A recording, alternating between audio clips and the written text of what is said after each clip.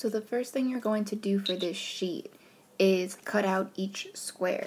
So here is 1, 2, 3, 4, 5, 6, 7. My 5 and 20 got a little cut off. 8, 9, 10, 11, 12. So there's 12 examples. Now this is going at the end of section 2, so after the examples that we talked about today. Now we talked about whether something is a function or not a function.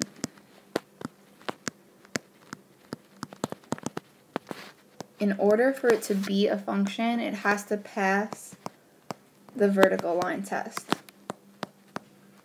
So you have to be able to draw a vertical line anywhere on the graph, and it should only intersect the function in one place. If it intersects in more than one, then it's not a function.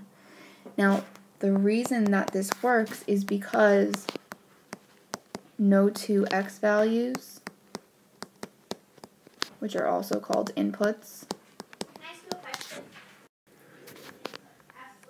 can have more than one y value. So just as an example, you can't have a function that has the point 2, 3 and the point 2, 4, because that means on a graph you'd have one point above another, and this would not pass the vertical line test because it intersects the function in more than one place. So in your notebooks, you're going to put a function column and not a function column and separate them. Then you're going to pause the video, and without taping anything down, just try to organize which ones are functions and which ones are not functions. Then unpause the video, and we'll go through which ones are and which ones aren't and why that is. So looking at this first example, if we were to draw a vertical line, so we have our points here, here, here, here, and here. If we were to draw a vertical line anywhere through this function, it would only be able to hit one point at a time, so this one is a function. You can put it under the function column, make sure it's taped or glued down. Looking at the next example to the right, we can see if we do the vertical line test here, this is a vertical line. It fails infinite amount of times, so this is not a function. Looking at the example to the right, again, the vertical line test shows that it's intersecting in more than one place. Now, if you were to draw it exactly like that, this is called tangent to the circle because it's hitting it in exactly one point. It passes there, but you have to be able to draw it anywhere through the function, and it should be able to pass. This one does not, so it's not a function. Now looking down here in the next row, we have one input having more than one output. So this would be written as 0, 2, and 0, 3. When one input has more than one output, that means it wouldn't pass the vertical line test because it would look like this. Therefore, this is not a function. Our next example, you can see our points. If we were to draw the vertical line test, it would only be able to hit one of them at a time. So it is a function.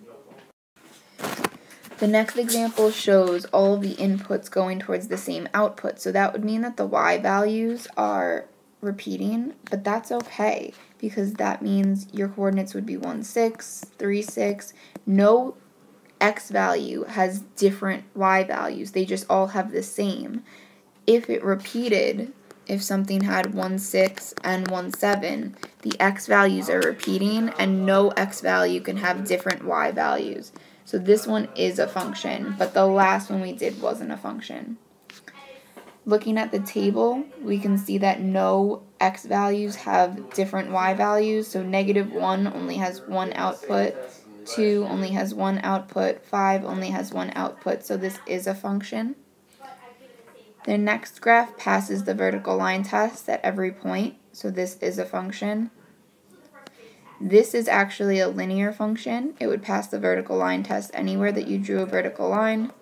This would be linear. Our next example is a set of points. So -1, 5, 2, 5, 3, 5, 8, 5. all of the inputs, the x values, have only one output. All the outputs are the same, but that's okay. This is still a function because no x values repeat and have different y values. This next graph, if you can see the points here, these 2 points are vertical. If you were to draw the vertical line test here, it would fail. Anywhere else it would work, but even if it fails just once, it's not a function.